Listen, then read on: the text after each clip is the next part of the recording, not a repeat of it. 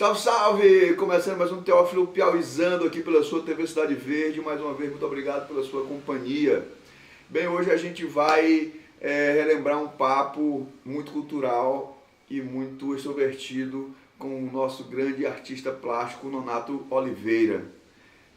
Foi um prazer muito grande fazer essa entrevista. Eu espero que você curta. Vamos ver como é que foi.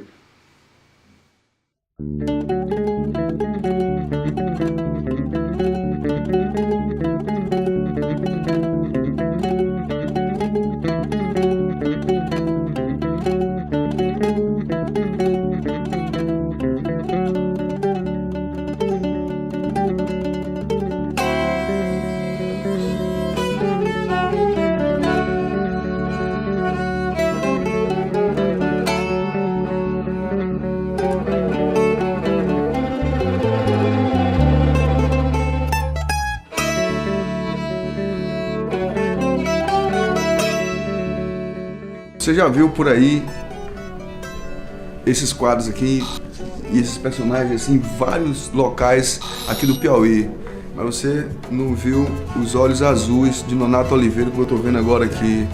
Você já viu? Esses olhos são seus, Nonato? Eu fiz alguma ligação com a minha família a partir do meu pai.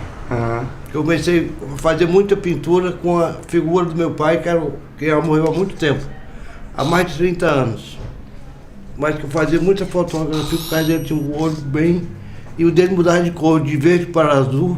Só não ficava vermelho porque ele não tomava uísque de cachaça. Mas o senhor também usa, que eu já vi mais azuis que estão agora, né? E ele era artista também? Não, ele foi marinheiro e depois foi trabalhar com vaca. Ele tinha uma quantidade grande de vaca lá no interior de São Miguel do Tapuio. Depois nós trouxemos para cá e botamos uma vacaria, onde hoje é o centro administrativo ali. Era um terreno grande dele que tinha 700 metros de comprimento por 50 de largura.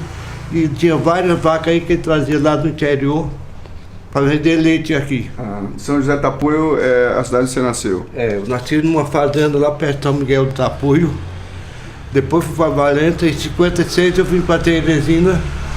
Eu comecei a pintar ainda lá em Valença.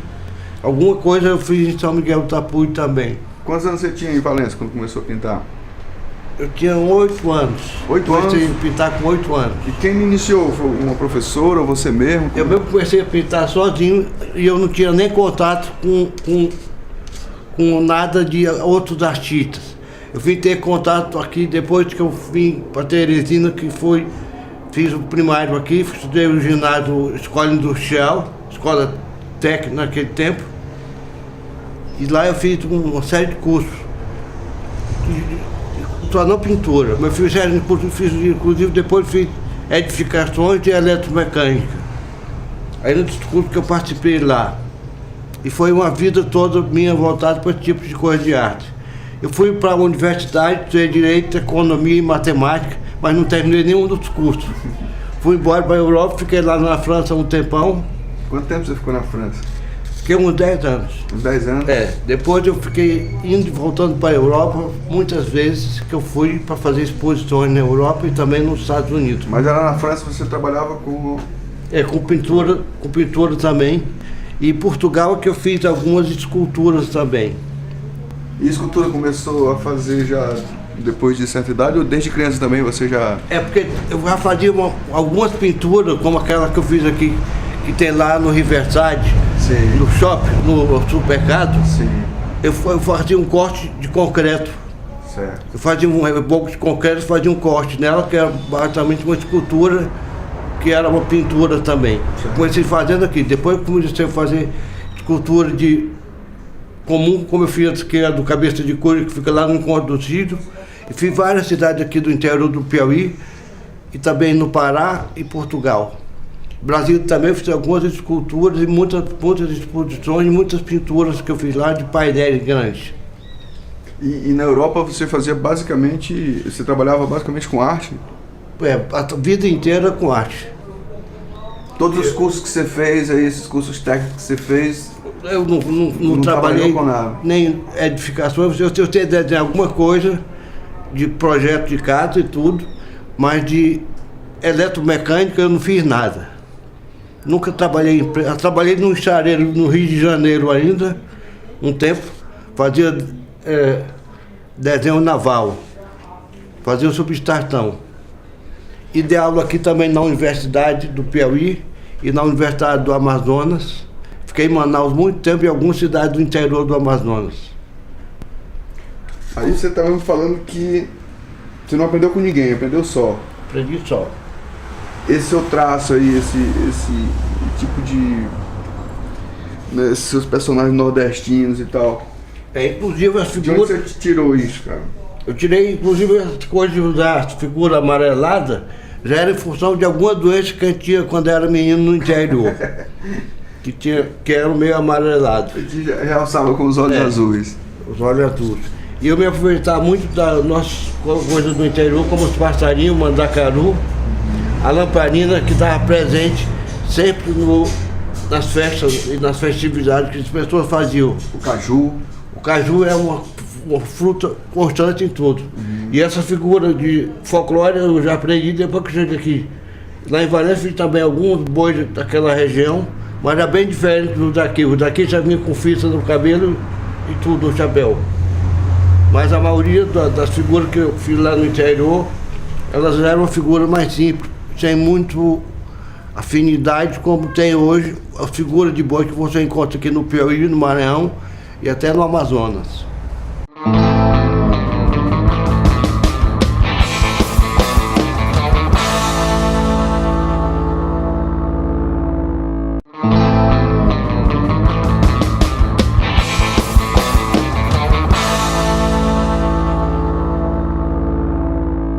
E agora a gente continua o bate-papo com o nosso Nonato Oliveira.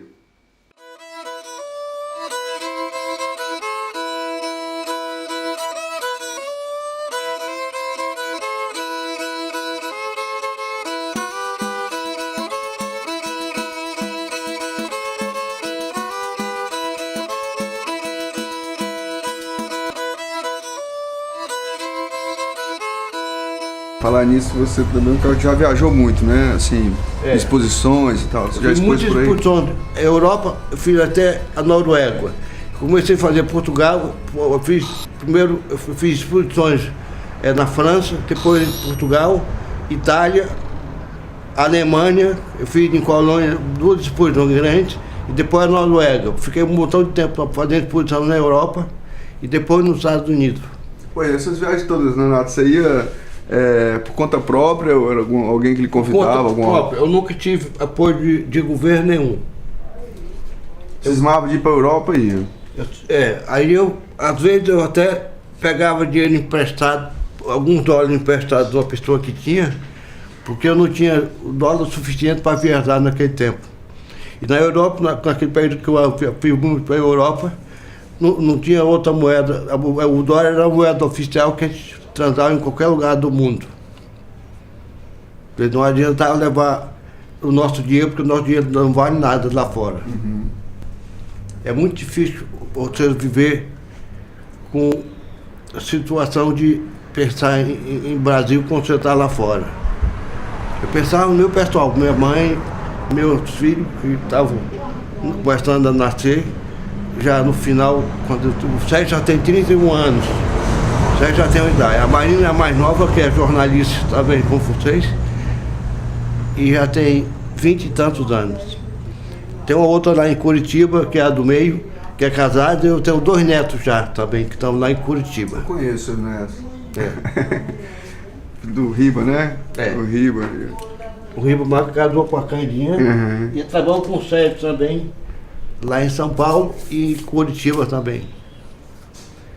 E como é que era a receptividade do seu trabalho lá, essa coisa que você faz do Nordeste e tudo? Como era que era chegar na Europa? Foi muito legal. Todo lugar que eu fiz exposição tinha uma linguagem muito diferente daqui do que se fazia nos Estados Unidos, que era uma pintura hiper moderna e tal, e muitos artistas lá pro sul também fazem um trabalho mais voltado para a pintura americana. Eu fazia uma coisa que tinha cheiro, como até um jornalista português disse, que tinha cheiro e gosto de Piauí. Eu botava manga, botava caju. E às vezes você sentia um pouco de cheiro da tinta, que naquele período trabalhar com tinta óleo tinha um cheiro. O querosene da lamparina, né? É, e tudo tinha um pouco de cheiro. E hoje eu vivo pintando com tinta acrílica. Eu comecei a trabalhar com tinta acrílica que comprei nos Estados Unidos, agora eu estou trabalhando com tinta acrílica nacional. A tinta óleo causou um problema? Eu tive problema de coração e uma convulsão também, por causa da tinta. Eu tive até que operar do coração 2 vezes.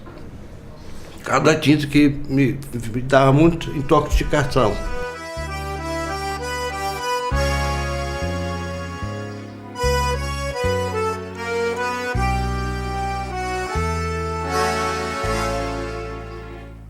E é diferente, Nonato, pintar com acrílico agora, com base d'água, isso? É porque eu tenho que trabalhar essa tinta, eu tenho que trabalhar ela com mais jeito. A tinta óleo ela te dá mais segurança para você trabalhar. Quando eu deixei era difícil porque eu não podia deixar de pintar, eu andei fazendo uma série de esculturas, outras, e comecei a fazer um monte de painéis por aí fora, em algumas casas, em alguns lugares. Como eu fiz também muito lá no Pará, fiz no Amazonas também, que eu já usava uma tinta de pintar a parede com verniz acrílico depois por cima para dar uma certa textura e luminosidade na pintura. Que para mim a luminosidade é uma coisa importante que você tem que ter na sua pintura. E o pessoal lá fora gosta muito disso. Tá, isso que eu queria lhe perguntar. Alguém falou para você ou você sentiu que seu trabalho era forte e bom o suficiente para... Olha, tinha uma ligação muito grande, tinha uma ligação porque tinha um artista que era meu tio, que é o Mestre Dezinho. Ele fazia escultura e ele fazia uns esvotos. Aqueles esvotos que ele fazia, para mim, foi uma figura muito interessante. Eu comecei a fazer o rosto das minhas pinturas, utilizando o desenho do esvoto que ele fazia como escultura. Que ele fazia muito esvoto para o pessoal pagar algumas promessas. E comecei fazendo isso, quer dizer, mas eu não tive influência nenhuma da pintura dele, ou da escultura dele. Eu sempre gostei dele, eu tenho até ele aqui, algumas esculturas dele aqui, que é da Igreja Vermelha. Uma grande figura. E nós aqui no Piauí temos muito bons artistas. Tem o Hortiano, o Jorge Safar, a Fátima Campos também, tem um monte de artistas bons aqui, de pintores e escultores. Escultores tem muito, e os escultores aqui também têm uma vida muito grande no Piauí todo, porque tem um trabalho muito forte com relação à religião. Eles são muito santeiros. Eles gostam muito de fazer figuras de santos. Arte santeira, né? É. É um povo religioso, né? É, muito religioso, e eu acho que porque também você tem um avanço muito grande por causa do gosto das pessoas pela religiosidade é muito forte. E eles têm o prazer grande de fazer aquilo. Quantos anos já? Que eu pinto? É. 44.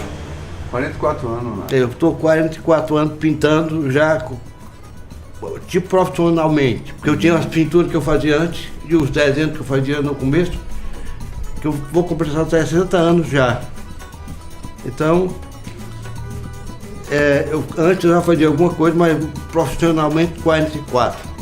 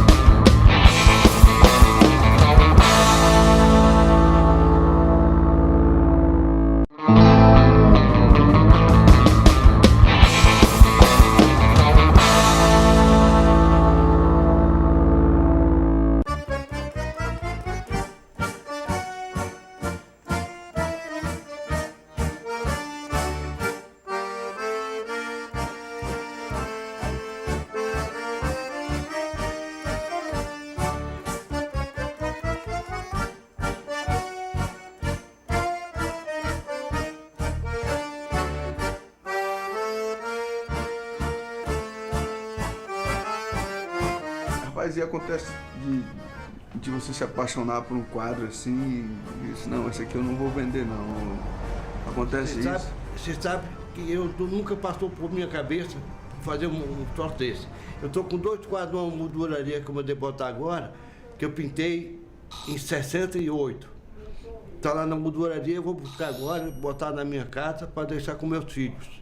Mas só esses 2 quadros que eu fiquei com eles. O resto eu vendi tudo. Vendi tudo, dei muitos quadros para muita gente, fiz muita coisa que era engraçado. Até para entidades sociais, os velhos doentes que tem por aí, que não tem família, já doei quadro, já doei escultura também para eles. Para mim é um pouco diferente, assim, a maioria dos artistas que eu conheço, todos se apaixonam pela obra, né? Alguns não querem vender, outros decidem vender caro para não se desfazer e tal. Aquilo que eu faço eu não tenho problema nenhum, não. Eu termino de pintar, já entrego, mando para a galeria. Já mandei muitos quadros para a galeria esse ano, mandei para uma galeria em Portugal, mandei para uma na Itália, mandei para Brasília, uma em São Paulo e uma no Rio. Brasília, para mim, é um grande mercado que tem no Brasil, é Brasília. Brasília tem uma história muito boa. Porque além de você ter gente todo o Brasil, tem gente do mundo inteiro. Nos consulados, nas embaixadas, tem gente do mundo inteiro e eles têm um prazer muito grande de ver essas coisas com cheiro de Brasil e gosto de Brasil. Eu te perguntaria agora até em cima disso, assim, o que tu diria para os caras que estão começando a pintar agora, ou que já estão pintando, assim, essa abertura que você conseguiu, que você buscou sozinho, que agora você pode... Eu acho que todo mundo tem que desenvolver o trabalho dele, fazer um investimento em cima do trabalho dele, embora às vezes você não tenha dinheiro suficiente, mas você pode fazer um investimento de outra forma. Você não vai achar tão fácil empresas ou entidades culturais, principalmente aqui, que se resolvam a fazer nada pelo artista.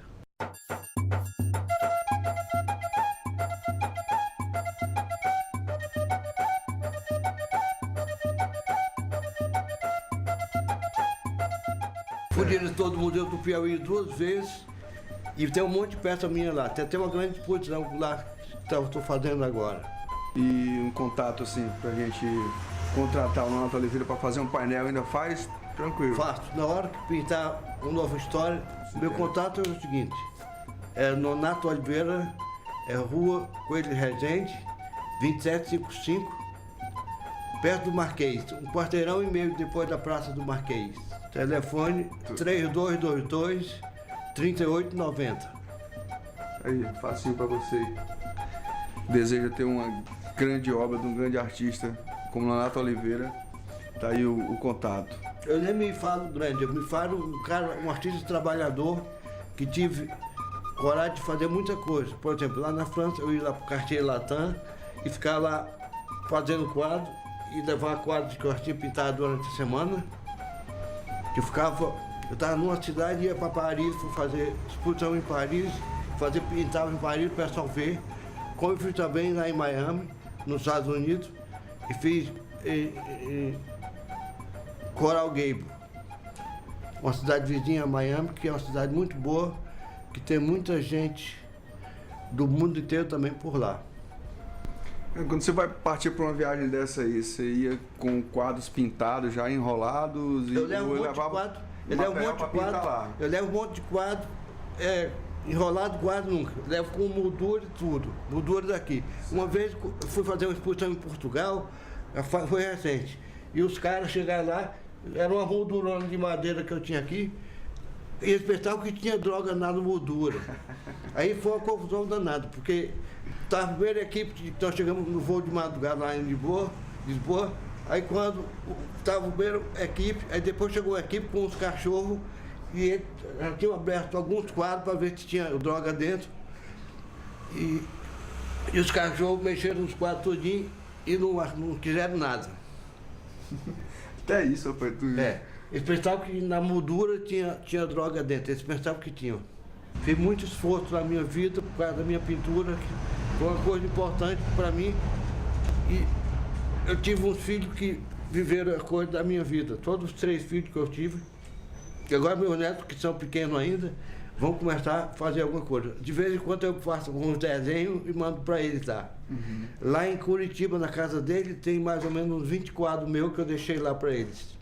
Eu dei muitos cursos no Amazonas, eu fui até São Gabriel da Cachoeira, dar curso lá em Manaus, a São Gabriel da Cachoeira. E eu tenho uma religiosidade muito grande, mas fiz também muitos motéis. Aqui em Teresina mesmo tem 2 motéis que eu fiz um monte de desenho erótico. Fiz desenho erótico também muito legal.